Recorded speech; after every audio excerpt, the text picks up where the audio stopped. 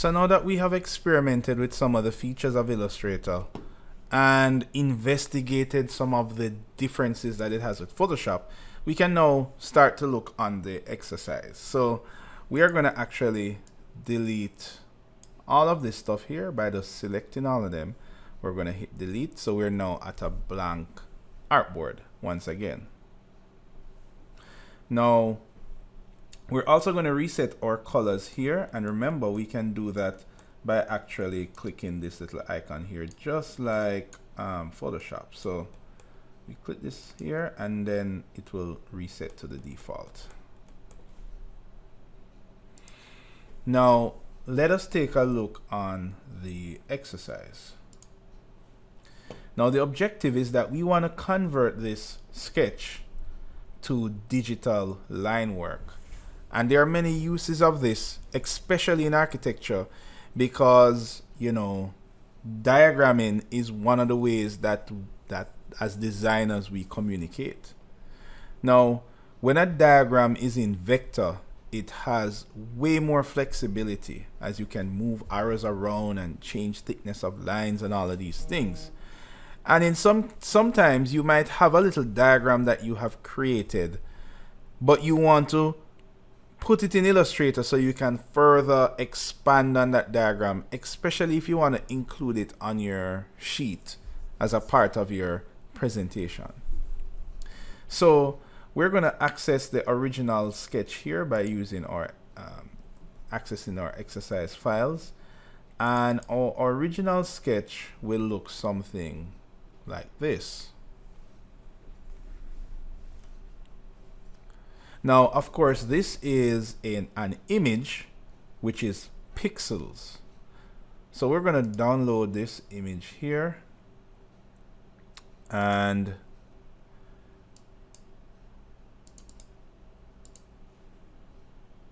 that image is now in my downloads. And I can actually drag that image onto my artboard like that. And that's the image. Now, one interesting thing to note is that, yes, Illustrator is a vector editing program, but you're able to actually drag images into Illustrator. And if you look here, you can clearly see that this is not vector work, it's pixels, because you can see the pixels here. But it is still able to be shown in Illustrator. Now, another thing to notice is, if you remember, this symbol here with the X, it's very similar to the symbol in Photoshop, where an object is a smart object, meaning that it can't be manipulated in any way. Now, this symbol here has pretty much the same meaning. However, no pixel work can be manipulated in Illustrator, meaning that you can't erase these pixels. You can't use like a paint bucket and fill this area here. And that's because Illustrator does not recognize pixels. Photoshop would be the application that's able to manipulate pixels or edit them. In Illustrator, you cannot manipulate them any at all. So what Illustrator actually does, it creates a link to the original file. Now, what does that mean? Well, if you look here in my downloads, you can see where I have this original file here, which is called Sketch. Now, if I delete this file, then what will happen is in Illustrator, I will get a message to say, hey, that media is missing. And that's because Illustrator has not embedded the image, but yet rather it has created a link directly to the image. So hence I'm going to now lose this image here.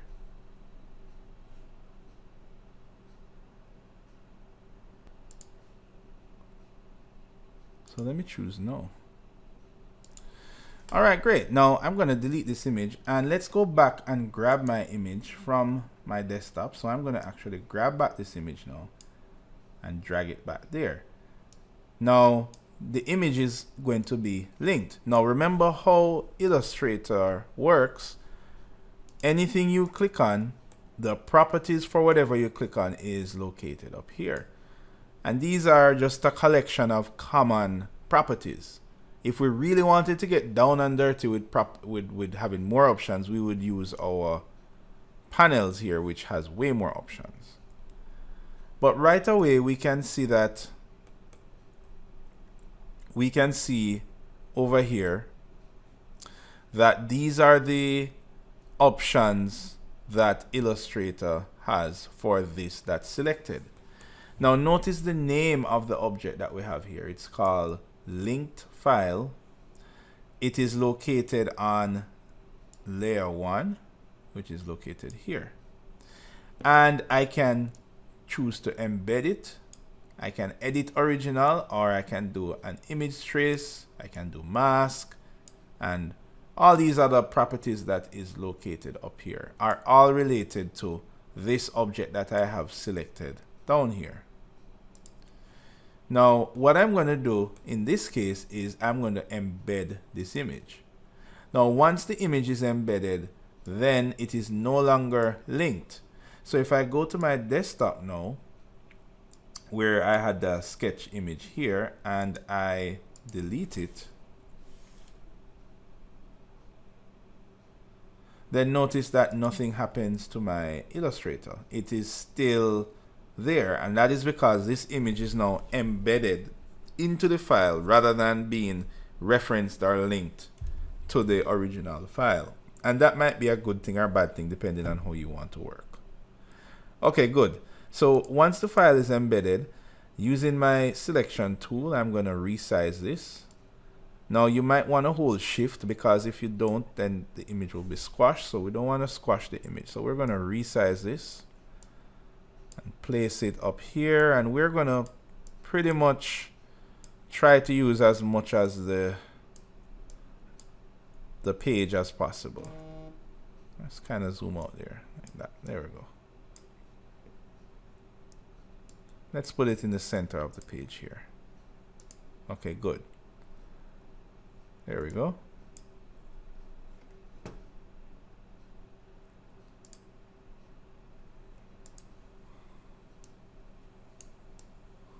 All right, good.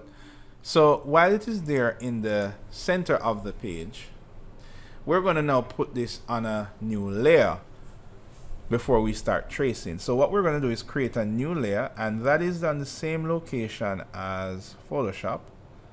So that is down here, and we're going to create a new layer. So notice the new layer is created here. It's called layer 2, and what we're going to do is name this layer. We're going to call this original sketch.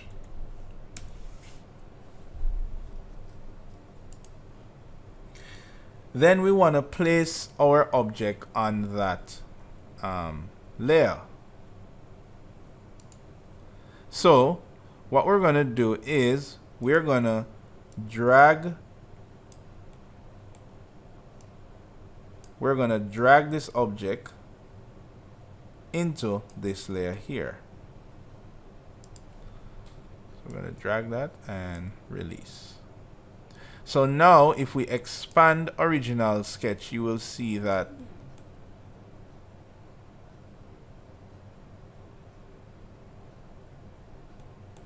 the image is now underneath that layer called original sketch. Now the next thing we're going to do is we're going to actually select this layer. Let's click on the object, and we're going to use our control panel at the top, and we're going to change the opacity of this. Let's change it to about 30. And then notice that it gets much paler. And we're doing this because we want to now trace on top of this now, to trace this line work as vector, so that we are able to manipulate the vector. As this is now, this is this is pixels, so it would be very difficult to manipulate this. You can't change the arrow or change the direction of the arrow because these are all pixels. So this is a reason why in architecture you might want to trace something in order to manipulate it better as vector. So what we're going to do is we're going to lock that layer by clicking the lock symbol here. And that will now prevent this layer from being selected and moved or anything. Alright, great. So now we're going to create another new layer. So we're going to go back to our new layer icon here. And we're going to call this new layer our trace layer. And of course, this layer needs to be on top of our original sketch layer. And it does not need to be locked because we're going to be needing to manipulate this layer. Our original layer here, we can actually just dump that and delete that layer. So now at the end of the day, we should end up with two layers, our original layer and our trace layer here. Alright, so if I zoom in here now, I can clearly see what I will have to sketch. Now I can see that this area is hatched. I can see that there are different types of arrows, and I can see that this is kind of like a fill with dots, maybe representing ground or sand or earth, and then this is perhaps representing maybe the edge of trees or water. We see some arrows representing views. So this is a pretty standard concept sketch that you might choose to do in your architectural design. Now, to get started to digitize this sketch, we got to ensure that we're on the sketch layer, and we need to select our pen tool, which is located here. Alright, so when we choose the pen tool, we're going to use the pen tool to pretty much take care of most geometric shapes. So for example, this building here. Now before we start drawing, we want to ensure that the fill color of our pen, our pen tool, is transparent, and we want the stroke color to be black. And we do want it to be black and a little thick, because as you can see, the line work here is quite black and quite thick. So in order to do that, we need to select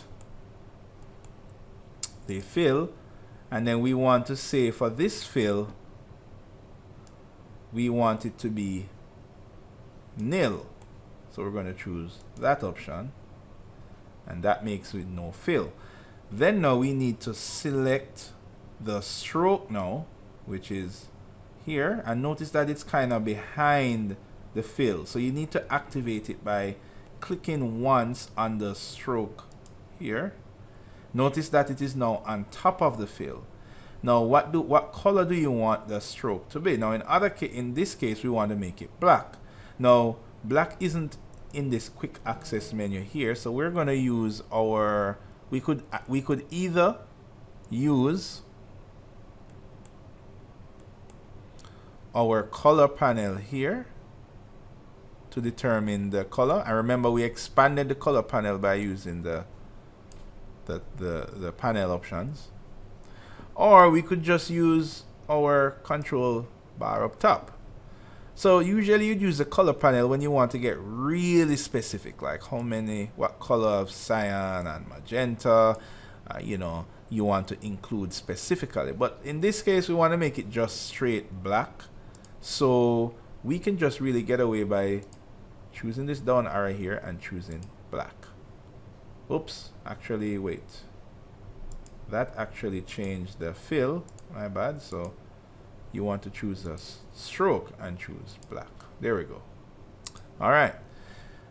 Now we're ready to draw. So we're going to, with the pen tool selected, we're going to click once, click again, click once, click again, and you get the rough idea. You're pretty much tracing this thing here. Now, this is a sketch, so don't worry about those parts that are extending beyond the sketch. For this purpose, we just want to digitize this. Now that we have drawn it, we do need to we do need to make this line work bigger. Oh, notice that I didn't actually close my line work. And in case you did this, you need to go back to your pen tool, hover over the last area you did, and notice you get a little line there, symbol on the pen tool. You're going to click once, release, and then click again, and then that will close it off, just in case some of you did not close the loop. Now next, what we want to do is increase the width of this line. So we could actually just select this here and use our stroke here. That looks like about it. Now another thing you might do is you know, notice how the original line work didn't really have these really sharp, you know, corners like a razor blade. These are looking quite sharp. So ideally you'd want to round those up. Now the option to do that is definitely not going to be in our control panel here. So we need to go to do we need to go and do the heavy lifting, and that is located on your stroke panel here, because on the stroke panel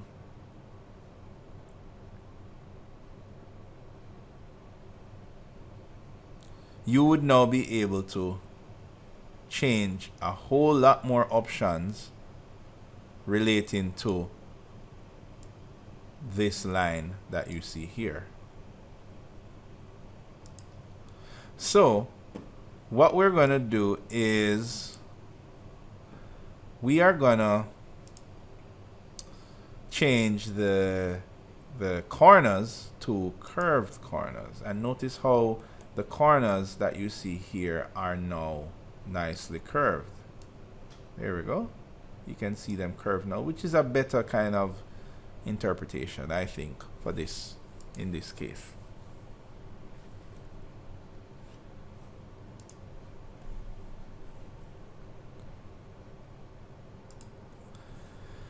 Okay, now once we have this drawn up now, we might realize that the pen tool is great for drawing angular line work.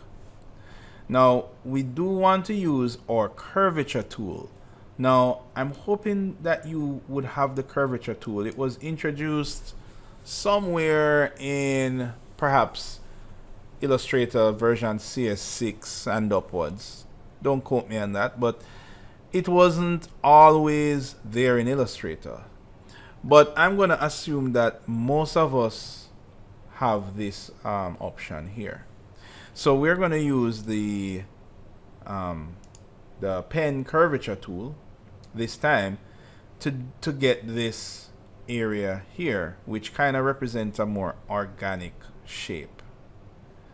So with that tool selected, we're going to click once, click again, and notice as you draw that the program kind of does most of the curve work for you, and it takes some getting used to, but you will get the hang of it. You might have to draw it once or twice. If you make a mistake, you just need to Control Z to undo.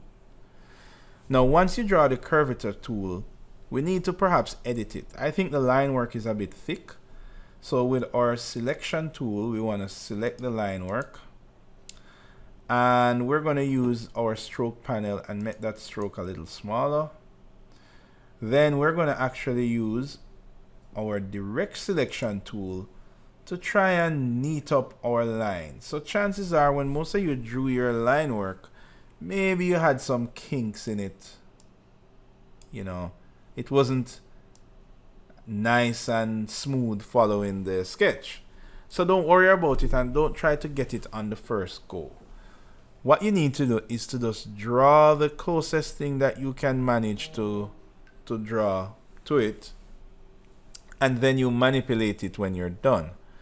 So now that you're finished drawing the closest that you can get to your sketch, you're going to use the direct selection tool now, which is this one. And remember from earlier, our direct selection tool allows us to now go in and manipulate these anchor points individually. So now we're able to manipulate these points. Now remember how you manipulate these points is by first clicking on the point you want to manipulate. Click on it once. Don't try and click and move it. Just click on it once first, then click and drag it into place. So in this case, maybe this kink here was a bit much, so I'm going to click on this, and then I'm going to adjust this handle to just kind of meet that there, and I'm going to click on this one and adjust this handle. Now, dealing with curves is something that takes practice. You may not necessarily get it on the first go, but manipulating these, they're called Bezier curves, is quite a skill that you develop after doing a lot of line work for a while. So that's our first curved line work there. So I'm going to hold shift and pan over here. Now here's another one here. So let's try and get this in. Now I'm going to use a different technique to get this kind of line work in. What I'm going to do this time is I'm going to use my pen tool actually. And I'm going to use the pen tool and I'm going to draw a rough estimation of what this curvature is. Now, obviously that is not accurate because you can clearly see below that these are curved. But this time around, I'm now going to go to my direct selection tool and I'm going to select this angled point here, and I can do one of two things. I can, with this point selected, I can now go up to my control menu and I can change that point to a curve. So I'm going to do that by clicking there. There we go. And I'm going to do the same thing here. I'm going to select this point, and this time let me try using this curve feature here. So you realize there are many ways that you could achieve this. Let me use the curve feature here again. There we go. And I think that will about do it. Now I probably want to pull this back a bit. So in order to do this, what I'm going to do is using my direct selection tool, I'm going to select this point. I'm going to hold shift and select the next point, and then I'm going to drag it to kind of move it in place. Select the point, then move it. Don't try and select the point and dragging it. Chances are you'll drag the entire object. Click the point first, then click and hold again and move it. Click the point first, then click and move it. So that takes a bit of practice, but if you follow this method, you won't run into any annoyances. All right, so that is pretty much the most of the drawing sketched.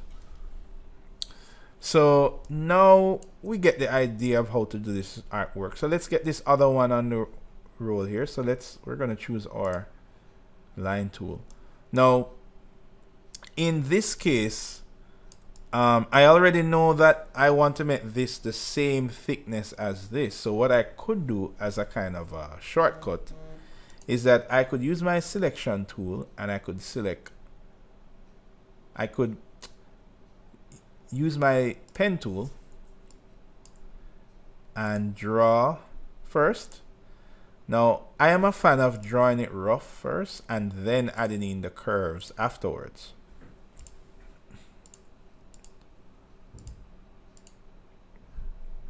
There we go. Now obviously this area should be curved, so I'm going to just go for my direct selection tool, click this area here, and I'm just going to use this smooth feature to just smooth that out for me. Now notice that, okay, this line should be as thick as this line. You can clearly see that there are two different thicknesses.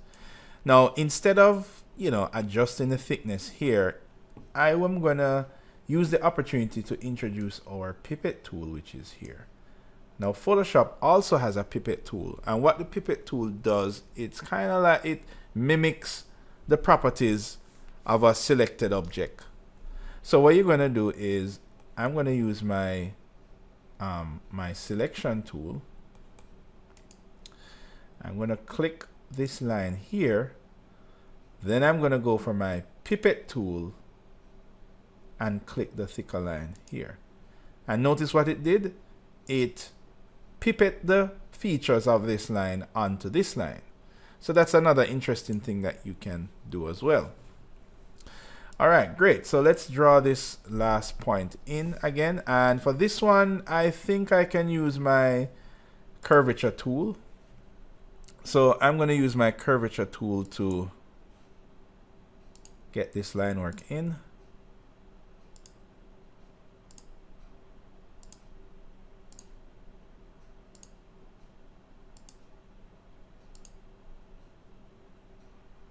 There we go. And I think that's okay for now. I can use my direct selection tool to maybe move stuff around if I think that it doesn't quite matches. And of course, I'm going to use my pipette tool again. So I'm going to click this object first with my selection tool. So let's use the selection tool. Click this object. Then I'm going to go for my pipette tool and click this object. And then it will match those two together. All right, now we can actually start to see our sketch coming together. And we can now add these arrows. Now, to let this be a little more organized, I want us to start putting our objects on different layers. So right now, everything was on the trace layer. But now, what I want us to do is to create multiple layers just to help us to keep organized. So what we're going to do is we're going to click the new layer button here. And we're going to create a new layer. We're going to call this maybe ground. And let's create another new layer and call it building. And let's create another one and maybe call it arrows.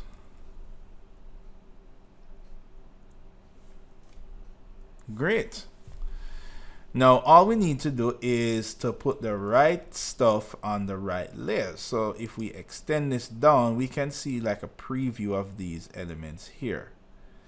Now what you might notice is that you might say, well, there's no way for me to tell, you know, what object is what. You know, it does gives you a little preview, so maybe you're not able to recognize the objects. Well, what you could do is instead of selecting the objects here, you could select the objects from here by clicking this little dot here.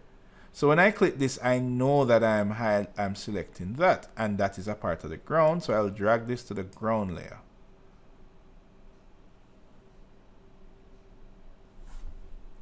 Undo. Let me do that again.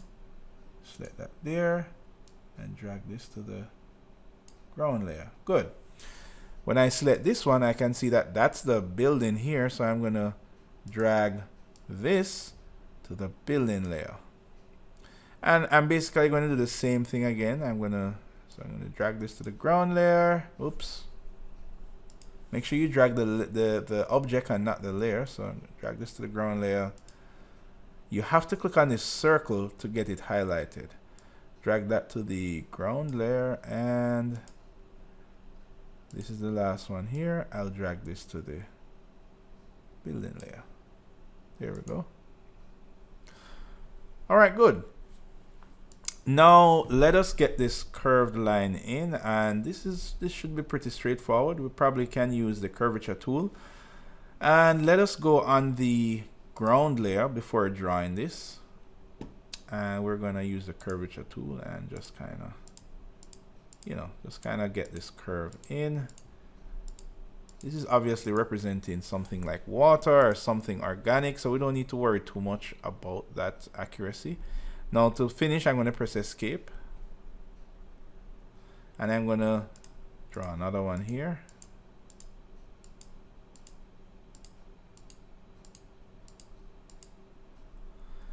And notice that these lines are a bit too thick, so this time I'm going to select both of these lines, and I'm going to use the stroke panel and change the stroke thickness. There we go.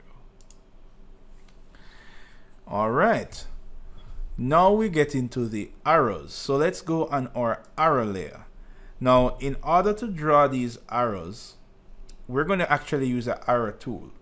Now, we are not going to trace and create manual arrows. Illustrator has a very robust set of arrowing tools that we can use for diagrams. So let us investigate those options. Now, to do this, let us use our curvature tool since the arrows are curved.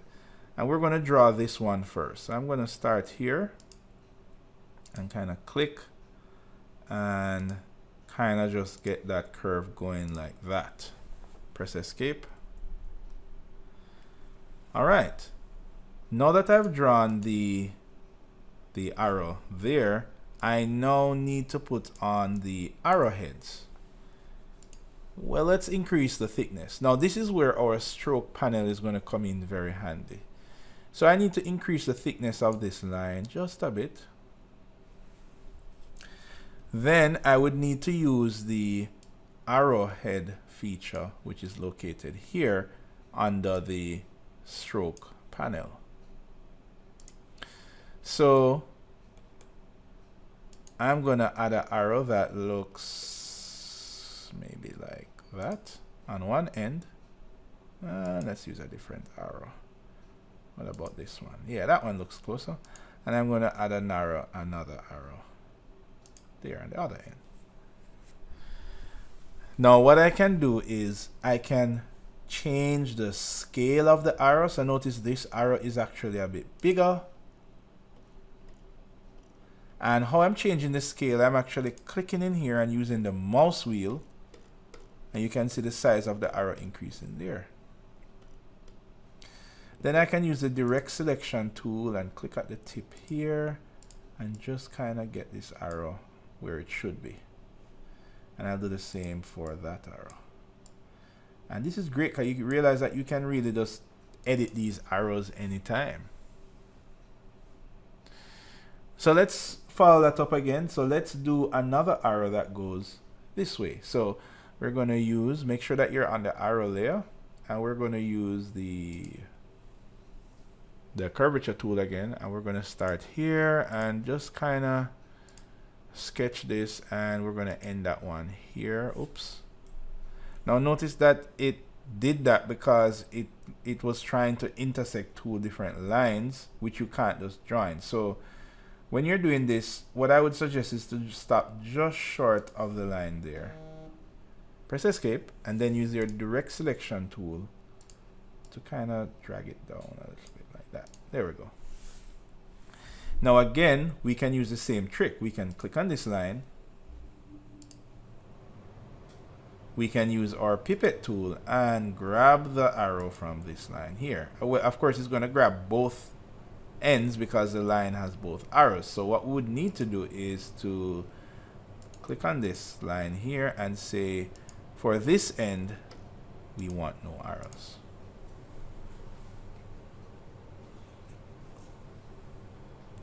Now here's an interesting one here. This one has a dashed line. Now to get this arrow going, we would do the same thing. We would start up here. This is a straight line, so I would start here. Now notice I'm not trying to start here, because if I start here, what it's going to do is extend this line. I'm going to start up here and come down like that. And notice I just stop short of it because I don't want Illustrator to join these two lines together. So I'm going to use my direct selection tool, drag that down like that, and then I'm going to perhaps use my arrow tool. Yeah, I think I'll do that. I'll use my pipette tool and see if I could grab the arrow there. There we go. And then maybe I'll just align this a little better like that. Alright, now with this arrow selected, I'm going to now use my dash line feature, which is here. And what this will do is it will create a dash line for me. Oh, let's select the line first and then enable the dash line feature like that. And I'm using the mouse wheel now to change the size of these dashes. So let's make it like that. And I can actually go in this next box here and change the distance between the dashes like that. There we go.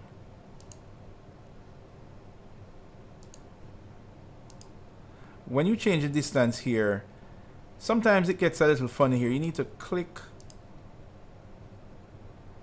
You need to press enter. There. Sometimes the mouse wheel doesn't work with this, so I'm just going to type it in 5 and enter. There we go.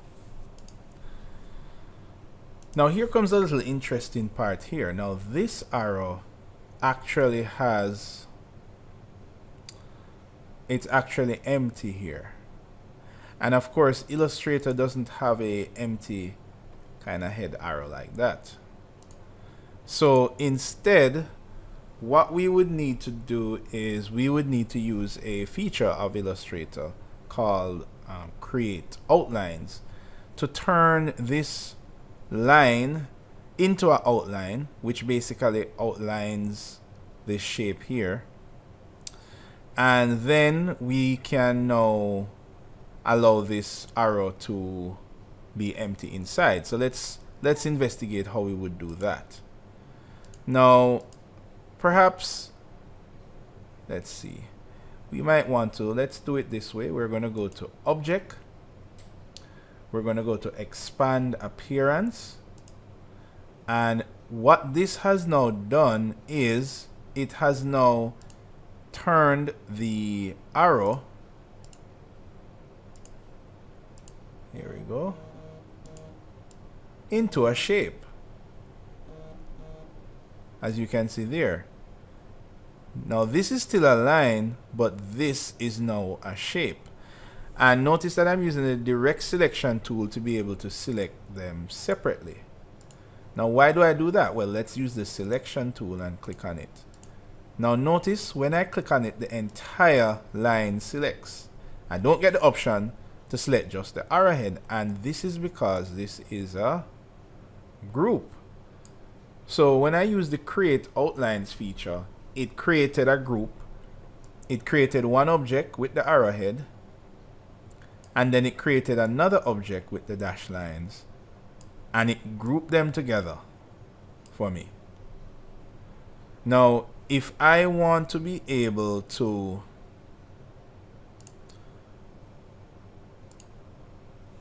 select just the arrowhead here, I would have to use my direct selection tool, which allows me to click on the elements that make up this group, or I could actually right click and say ungroup.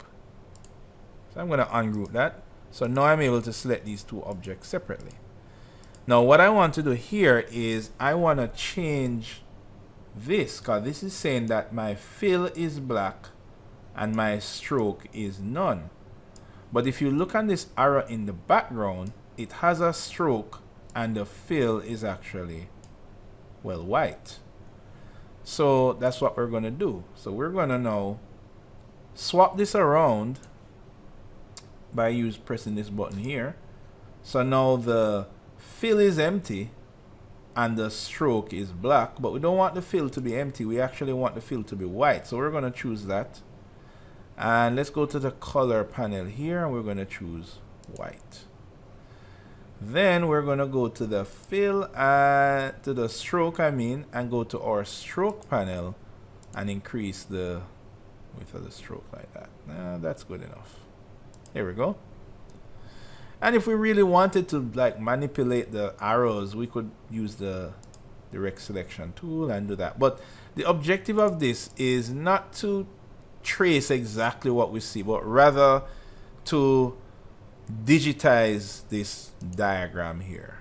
And I think we have accomplished most of that. Now these arrows are going to be very easy to do.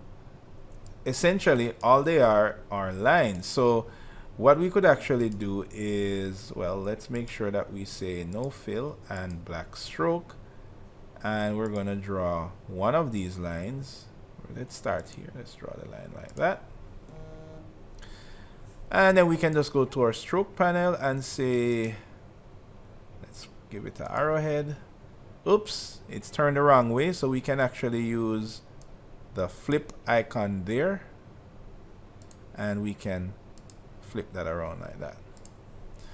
Now we can simply copy this now by, we can do it the traditional way. Go to edit, go to copy, and go back to edit and go to paste. Notice you see another one there. I can use my move tool and move it.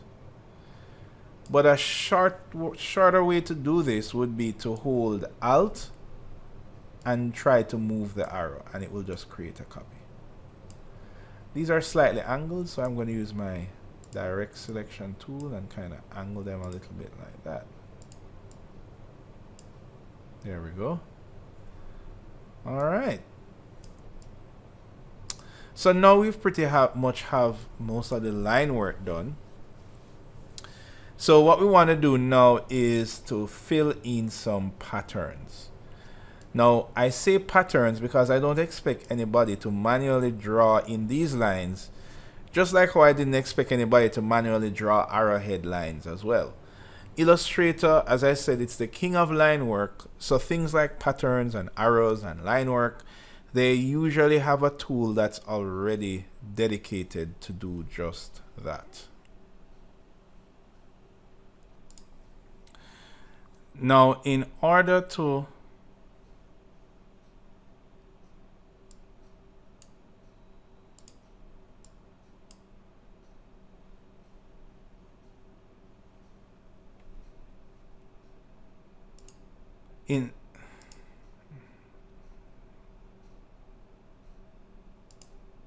in order to get going with putting in the patterns, we need a new panel to do this, and this panel is called our swatches panel. So we're going to turn that on. You might remember Photoshop also had a swatches panel.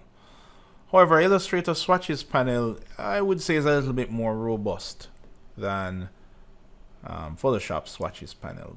That might be, you know, that's an opinion.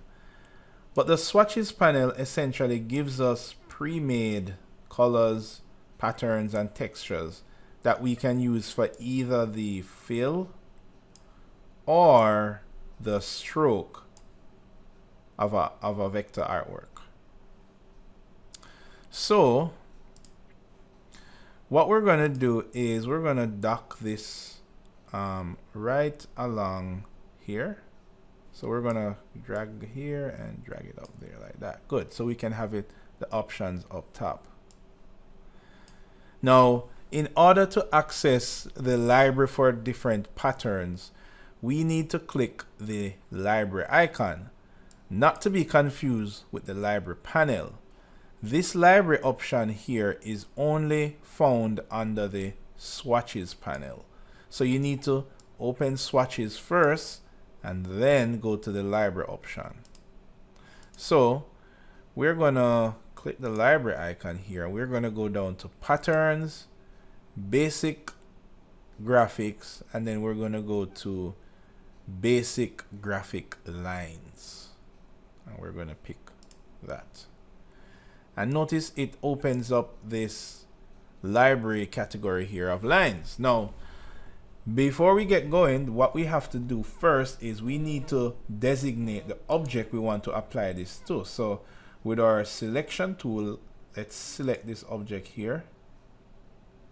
Then we want to affect the fill, not the stroke. So we want to ensure that the fill is actually selected. Currently the fill is nothing, so we want to choose the fill. Then we want to choose a pattern. Now to do this, you just need to click on any one of these patterns, and voila, the pattern will pop in. And there are different like thicknesses and all of that. That's there. Now your next question might be, well, it's going the opposite way. You know, if you want to get it going the same way, then they're probably closer. Then you really need to affect the scale of this pattern. Now Illustrator does have a scale tool, which is located here. And the scale tool is used to scale anything, objects, line work. And if we're going to use the scale tool, however, when you click on the scale tool, it's essentially going to allow you to scale whatever object you have selected. Now, we don't want to scale this object, definitely. See, we don't want to mess with that, definitely. So I'm going to undo this. We don't want to scale the object. What we want to scale is the pattern inside the object. Now, in order to do this, to access options for this tool, you would need to double click the scale button. Now, when you double click the scale button, you want to ensure that corners and scale, stroke, and effects are turned off. You also want to not scale the object. The only thing you want to scale is the pattern. And that is the trick to using the scale tool, right? So I am going to uncheck that, and I'm only going to check that. Now I'm going to also check the preview so that I can see what's happening here. And if I mouse wheel here, you can see that I'm actually scaling just the pattern. Now, of course, if I was scaling all of this, then you would see the entire thing scale up or scale down. But we don't want to scale the corners, the strokes, or the object. We just want to scale the patterns. Now, the next thing that we want to do, let's make that a little maybe smaller. The next thing we want to do is to perhaps change the direction of the scale. Well, to do that, then we'll just go to the rotate tool, which is located here. And we're going to repeat the same process again. We're going to double click the rotate tool. And we're going to say we only want to scale the pattern. We don't want to scale the object. Sorry, we only want to rotate the pattern, not the object. And we do want to preview what we are doing. So we are going to now use the mouse wheel again and move this around. There we go. And we're going to choose OK. All right, so that is pretty much it. So now all we need to do is apply this over here. Now we can use the pipette tool once again. I do believe we can select this object here, use the pipette tool, and just click this object here, and voila. Now what about the ground? Now obviously the ground has some patterns, but it's definitely not line work. It's more like dots. So we would need to turn back to our swatches panel here. We need to go back to our library, which is located here. And then we need to go to patterns, and this time we can maybe go to graphic dots. Now notice you're going to get these dots here. Now with the object selected, again, make sure that you have the fill that's highlighted because you want to fill this object. You don't want to change the stroke. And yes, you can apply a pattern to a stroke. So you want to make sure that the fill is what is highlighted there. And with that selected, then let's select one of these patterns here, maybe like that. And I think that is good enough. We can even add patterns to multiple objects. So we can select that, hold shift, select that, and then select the same pattern. Oh, there we go.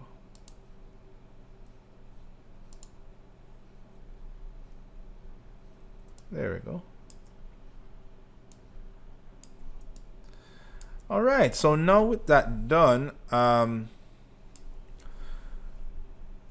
we can turn off the background layer, and you see that we now have a vector sketch of this sketch interpretation. Now the greatest thing about having something as a vector is that you can now go in and change things like the color of the fill, or Maybe you want to change like the direction of the arrows. It is way easier to just manipulate these lines than to try and edit it as a vector.